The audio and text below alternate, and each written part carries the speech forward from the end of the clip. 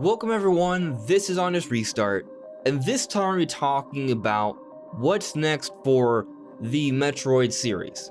Now, I'm not talking about the Metroid Prime series, so we're not going to be focusing on Metroid Prime 4 or the rumored Metroid Prime remaster, but more specifically, the 2D Metroid series. What will a follow-up to Metroid Dread look like here? How will the story be? How will the gameplay be? When will we see this potential sequel? That's what we're talking about today. Now before we jump into things, let me very quickly talk about my social media. You may see a few different things here on screen. You can check that all out. It is linked in the description below. And of course, if you like what you're seeing here, you can subscribe. So up to this point, we've seen very promising signs for Metroid Dread. The game is reviewed very well. It won Best Action Adventure Game at the Game Awards. It seems to be selling pretty well on top of that. The future for Metroid is looking very, very good. And series director Sakamoto hasn't told us that this is the end of Samus and Metroid, just it's the end of the story of the Metroids. So there will be more Metroid in the future, even though that may sound a little confusing. Metroid Dread marked the end of the Metroid storyline. And in case it isn't obvious here, there will be spoilers, so you have been warned. But basically what happens in Metroid Dread, we see the culmination of everything that's gone on with Samus. Samus exterminates the Metroids, but there's one hatchling left. Samus takes this hatchling, which becomes attached to Samus. There's a bit of a mother-child sort of bond there, but the Metroid is taken to captivity with the Galactic Federation. The Space Pirates come in, they steal the Metroid, Samus goes to retrieve the Metroid, ends up fighting all these crazy characters like Kraid and Ridley and then Mother Brain, and then the Metroid, which became a Super Metroid, saves Samus by sacrificing itself, and it was an unfortunate end for the Super Metroid, but that Metroid's DNA was used later on to save Samus from the X Parasite in Metroid Fusion, and the X Parasite is what the Metroids were created for by the Chozo way back when, to fend off the X Parasite.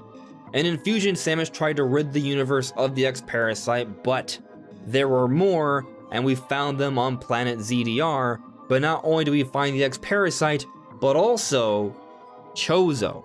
And we learned throughout the course of Metroid Dread that Samus has that Metroid DNA, and it is slowly maturing throughout the course of the game, and Samus is developing actual Metroid powers. But anyway, Samus's goal is to stop Ravenbeak, this remaining warrior Chozo, who's taking advantage of the X Parasite to extract Metroid DNA from Samus so he can use Metroids to rule the universe. But ultimately, Samus and Ravenbeak have their showdown, and Samus wins. But what's interesting here is that while this does show Samus fully mature with her Metroid powers, and the Metroids live on within her, and she defeats Ravenbeak, this doesn't seem to be the end for everything, because the X Parasites seem to be developing here. Something very weird happens at the very end of Metroid Dread, where an X Parasite that possessed Quiet Robe, who we thought was dead and is dead, still saved Samus at the end and was able to help her put the Metroid powers under control. It isn't necessarily made clear if Samus's Metroid powers are entirely gone or if they've simply been stabilized. I'm going to assume stabilized, but I'm not sure we've gotten confirmation either way. But either way, Quiet Robe here, or this X Parasite, isn't trying to attack Samus, but it saves Samus. So there's a very interesting development there. It's weird that an X Parasite possessed dead Chozo is the one to save Samus.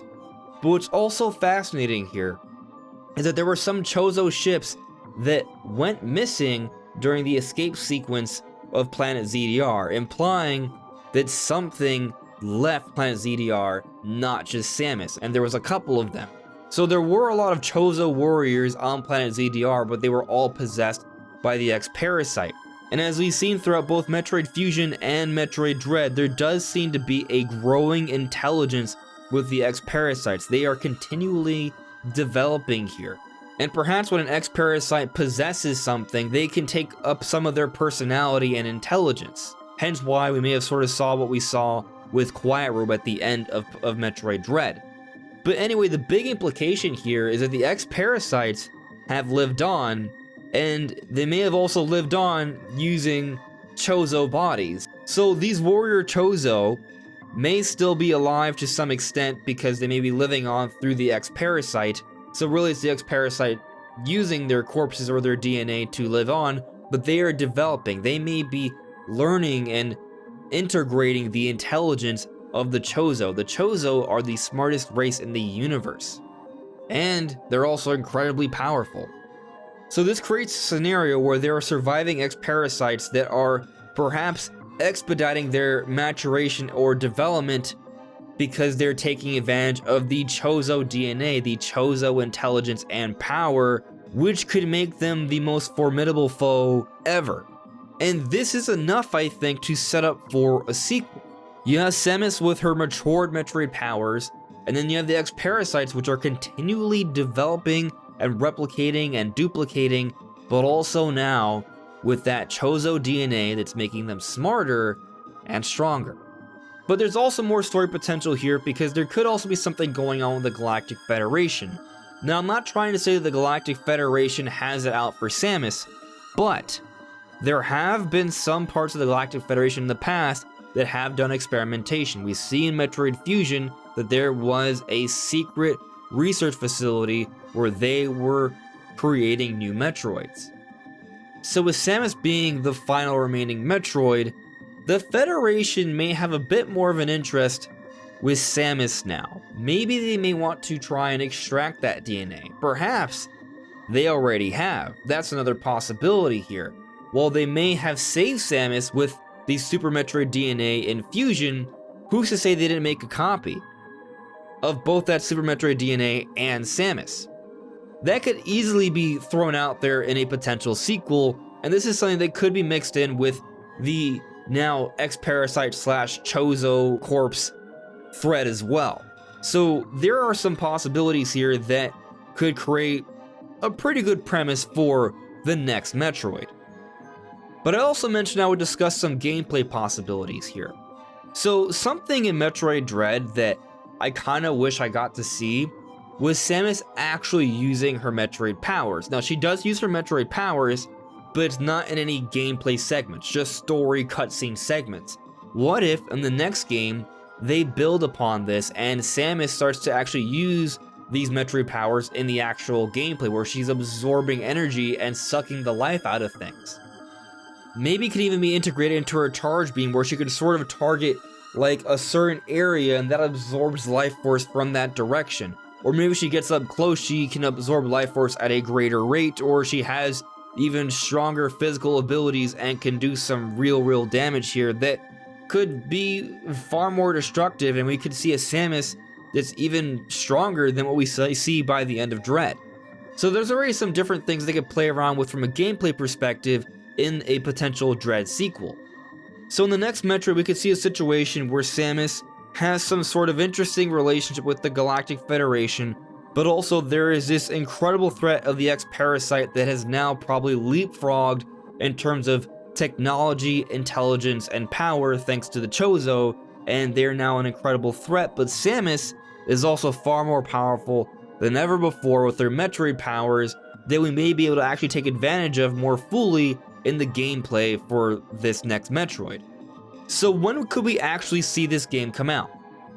Well, thanks to the promising sales of Metroid Dread, assuming that they maintain, and I think they will, but we won't know until a few more months from now once we see the numbers sort of update here. But it looks like Metroid has now cemented itself as more of a consistent seller. We did see how hard Nintendo did push and market Metroid. It does look like Nintendo has a long-term plan here, hence why we're also hearing about this Metroid Prime Remaster, and there's also Metroid Prime 4. So it seems we could be entering a new era where we're getting consistent Metroids again, and I think this will include a follow-up to Dread. Now the question is, will we get a remake before Metroid 6, or will they go quickly into Metroid 6? At the very least, I feel like it's a fair bet to say that Metroid 6 will come out less than 19 years from now. If you don't understand what I'm alluding to, Metroid Fusion came out in 2002. That was Metroid 4. We're now in 2021. That was 19 years ago, and only now do we finally get to play Metroid 5, which is Metroid Dread. So I definitely think we won't have to wait this long. Metroid Dread's on the cusp of becoming the best-selling Metroid game yet. There's a far greater likelihood that this game will be followed up. And with its success at the Game Awards, it does seem to be something that could become even a little bit more mainstream, which means more money, more potential sales, and I think Nintendo will be okay with that. And looking at how well the game has been reviewed and how everyone's been enjoying it, it seems like Nintendo and Mercury Steam have found a good balance and formula here. Mercury Steam may be the go-to 2D Metroid developer moving forward, at least for the time being.